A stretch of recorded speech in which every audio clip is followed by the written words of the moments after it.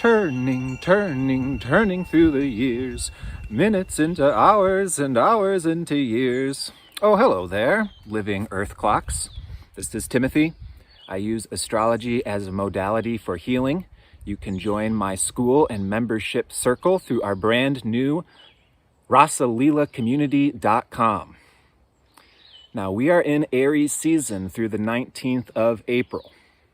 We'll be opening up into a new lunar cycle, the primary rhythmic focus of these videos this coming weekend. So we've got a new moon, 22 degrees Aries, square to Pluto.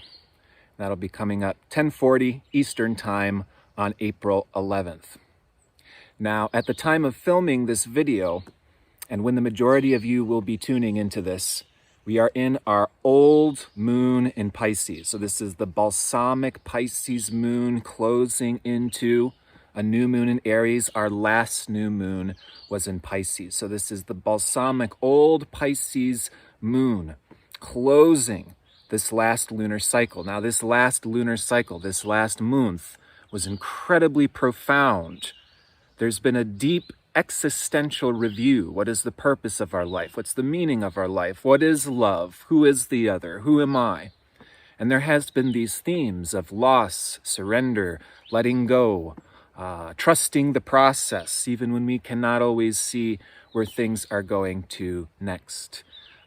What really matters? Who really cares? Where and how to connect with those who truly care? Who live meaningful lives. What does that meaningful life look to us? Now, there has been so much change, transformation, healing going on a very, very deep, mystical, etheric level. So there has been a tremendous amount of digestion occurring on all levels these weeks. Because of this, exhaustion has been a very common symptom that I've been observing as we're going through the shifting of consciousness.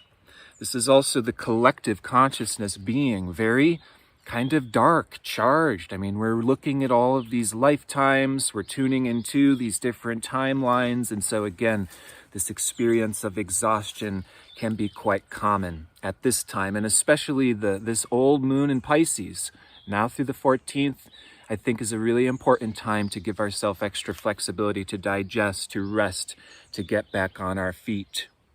Now, following our new moon on the 11th, that's the new moon is the 11th, I'm sorry, we can expect a renewal of energy, okay? This is our springtime, Aries, equinox energy. In fact, things can really build up into some very real tension and intensity these coming weeks. And I'll provide some heads up and some suggestions in terms of intentions to bring into your new moon or your new moon ritual. Again, every new moon, every month, it's an excellent time for ritual.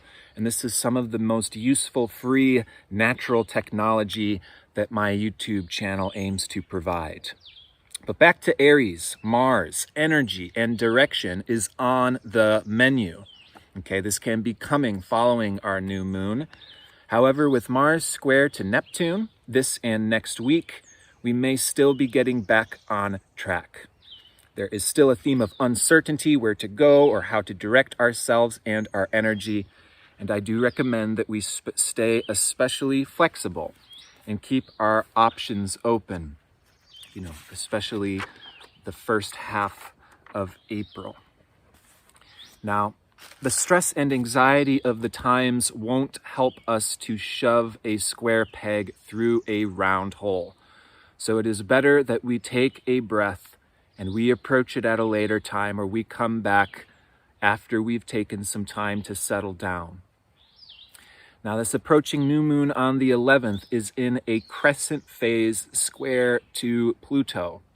And at the end of this month, our moon will unfold into a full moon in Scorpio on the same exact day that Pluto stations retrograde. So, wow. I mean, this is some powerful, intense several weeks coming up. This is the turning of the wheel. A real adjustment. This is a paradigm shift. However, it was that we used to relate to the world. It's over. We're breaking in a new and a very different reality. Okay. Now, this is indicated by Saturn in Aquarius, third quarter square to Uranus, which is the ongoing transit throughout 2021. 2021 is the year of paradigm busting, consciousness shifting, what we never thought was previously possible, or what we thought may only be several centuries in the future, is coming far faster than we believed was ever possible. So this is a reality breakdown going on all of this year. However, where we are now in this process of time, in this Aries season, this is a breaking free and a breaking down. Aries is all about individualization. As we birth out of Pisces season, our focus is on ourselves. Mars, the sword, separates us from our mothers at the umbilical cord. Mars is individualization, breaking free, going our own way. Mars is also our immediate reality, what we need, a biological function. It's very personal. It's more focused on the individual as opposed to what's going on in the collective. So this is about what we are doing, okay?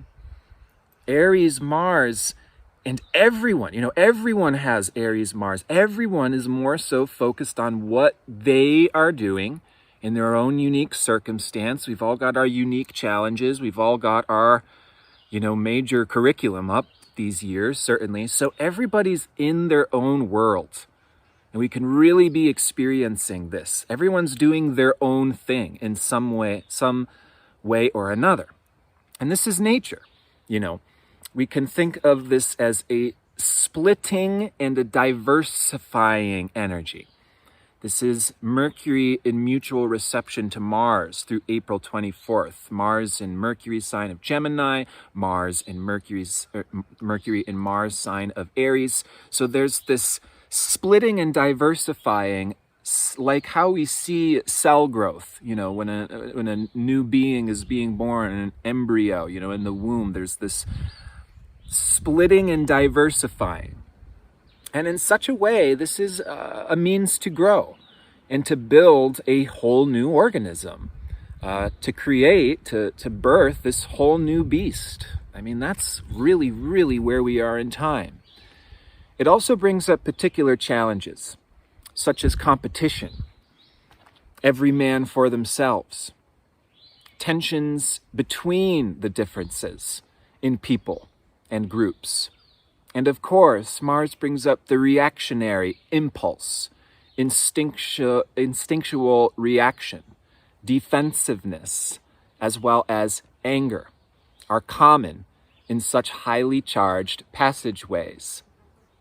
It's tight. We're going through a tight passageway. And this is the passage to new birth. It's tight. It's claustrophobic. Despite that, we're getting moving. We're uncorking the creative blocks. We're getting out of our own way. We're getting on with it, and we're getting moving. Yet, we have to go at a pace where we will not blow a fuse or self-combust. And that's some of the challenge up here on the menu. Here, communication is absolutely key. We'll see Chiron or Mercury joining Chiron tomorrow, the 9th, which can bring healing through our words and our exchanges. It's a very, very important time to speak our truth, to speak your truth, even if disagreements are arising. This is a talk therapy signature. Okay. Now, the emotion of anger requires this type of supportive space in order to understand and therefore release. We need people who understand and support our unique process, including our own instinctual responses, our own emotions, our own frustrations and anger, in order to move forward with support. And I'll come back to anger in a moment, because I find this to be one of our most misunderstood emotions in our current day and age. We're learning to be honest and how we can coexist simultaneously. Asteroid Juno, the partnership asteroid, is stationing retrograde at 24 degrees Sagittarius on April 12th, opposite to Mars in Gemini. This brings up the dichotomy between self and other, as well as the absolute requirement for honesty, Sagittarius, to address these dynamics, including how to be free and partnered simultaneously, how to honor our own needs, including needs for freedom and open road, and how can we show up to participate, to collaborate simultaneously. So we are being asked for balance here, a give and take, taking turns, allowing each other to hold space for one another as we take turns to get triggered, as we take turns to process, as we take turns to follow these emotional breadcrumbs into our deeper story, into our unique nature, so to liberate and be supported in being ourselves. We've talked about the dance of union and separation being integral for love and relationship before. Now, all of this Pluto, all of this Mars, we're talking about passion. Passion. Now, sexuality certainly comes up with Mars and Pluto as well. And really, this all follows under the same vein of individuality, a need for freedom, a need to honor our own unique nature, our own unique biological rhythms and needs, etc. Anger and frustration are oftentimes symptoms that come along with our sexual suppression, our sexual missing the marks, etc. Okay, so coming back to anger, it's a very common experience these days, especially getting later into April. And it's a challenging area. It's one where I have been especially challenged through my life. I have Mars in Aries in the 10th house, squaring 5 planets and quincunx to Pluto. So anger is something that I have dealt with throughout my life. And from that, I've learned and discovered some gems that I'd love to share with you. As I find my work with clients struggling with anger, I oftentimes find that this can bring some life-changing implication for them.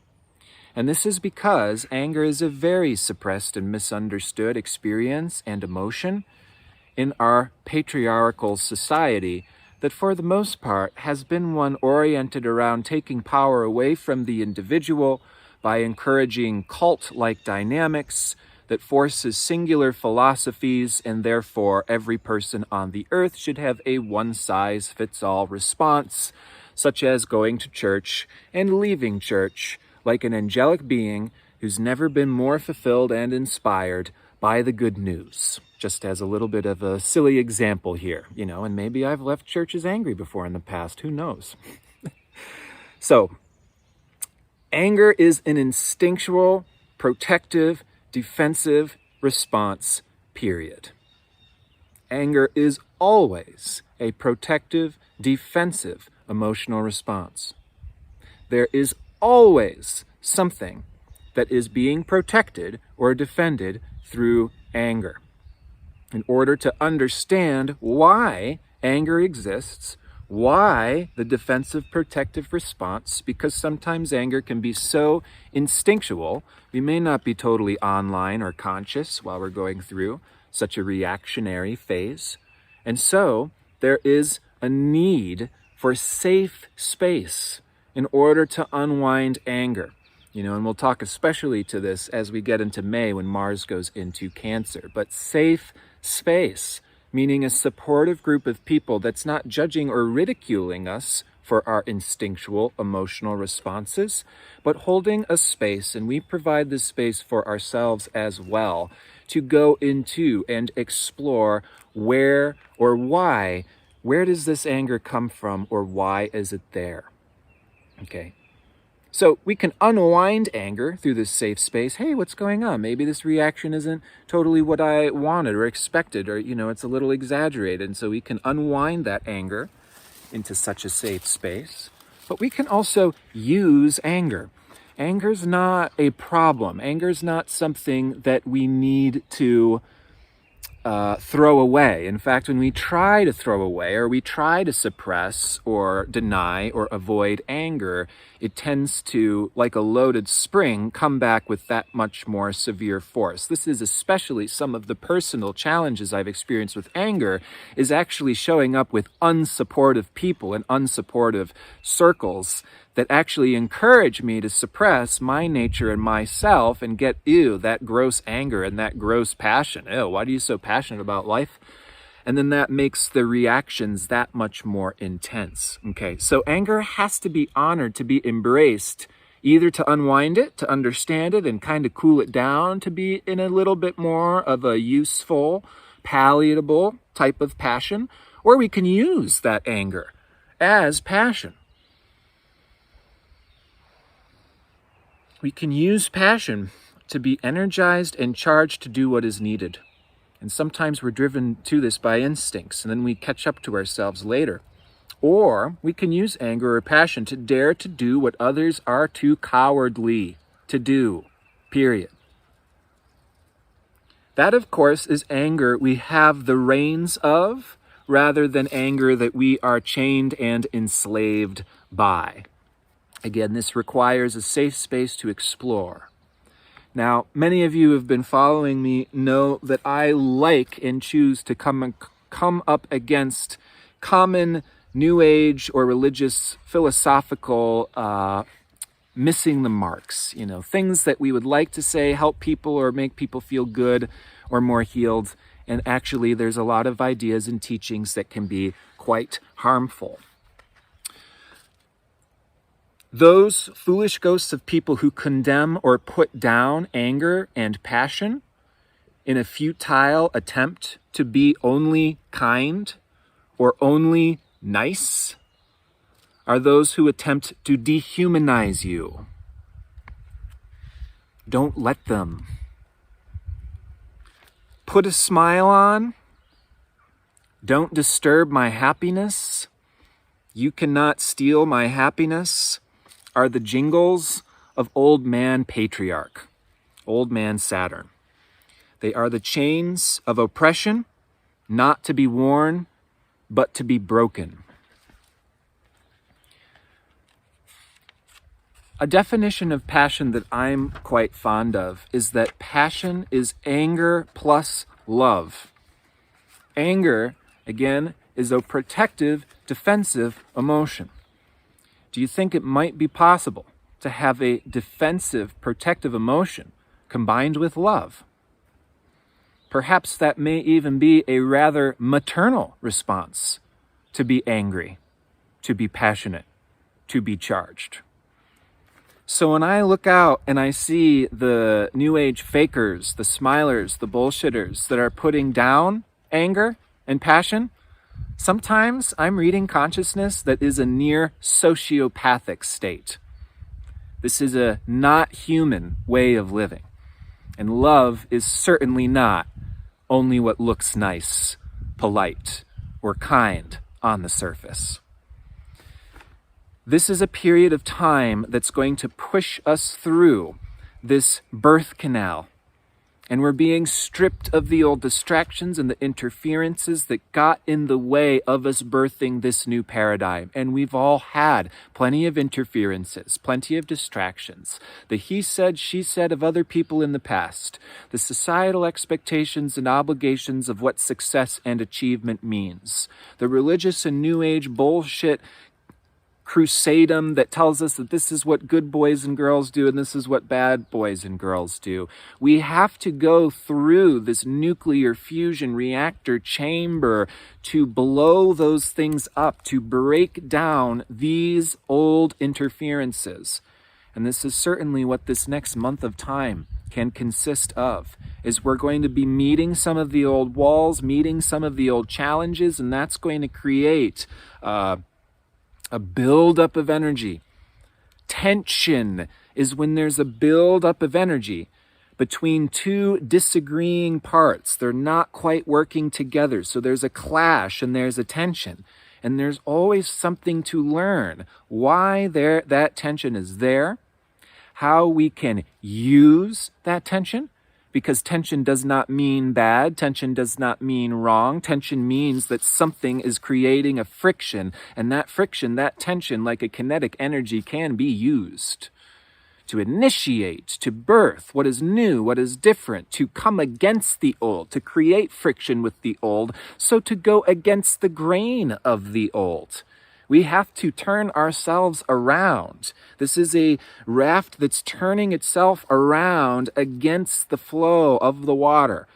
And so many of the people that don't have any awareness of what's going on in life just continue to go against us. And hey, why aren't you going this way? Hey, why aren't you going this way? As they're going off the cliff. Because the old system is broken. The old system is gone. The old system is done. I mean, many people are right now just operating in the old shells of a now dead, dying system. It's like a tree that has no roots, but it's still somehow standing and just hanging on by a thread. This is our world and society, where we stand in time, and we've got some serious adjustments to make in each our own highly unique ways. But this can be such an incredibly empowering time. And the gift of an individual astrology reading is, of course, we can see how all of this collective energy that can be familiar for each and every one of us at this time is playing out in highly unique and personal ways for each and every individual. Whatever it is that you are passionate about, your passion, that's a key here. That's your uniqueness, your brilliance, that's leading you through and leading you into something that you get to celebrate and share. What you are passionate about, either an inner flame fanned by others' genius, power, or passion, like a candle lighting other candles, or what you are passionate about, an inner flame fanned by the world that pisses you off.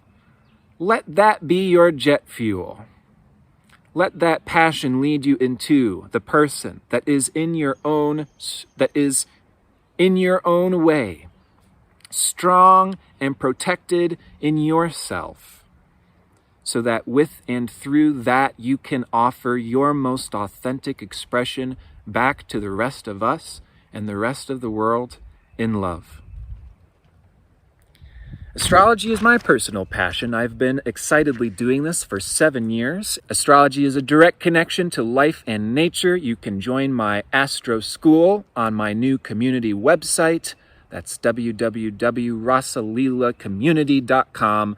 I'm excited to meet you there and to continue this passionate showing and telling. As always, take care.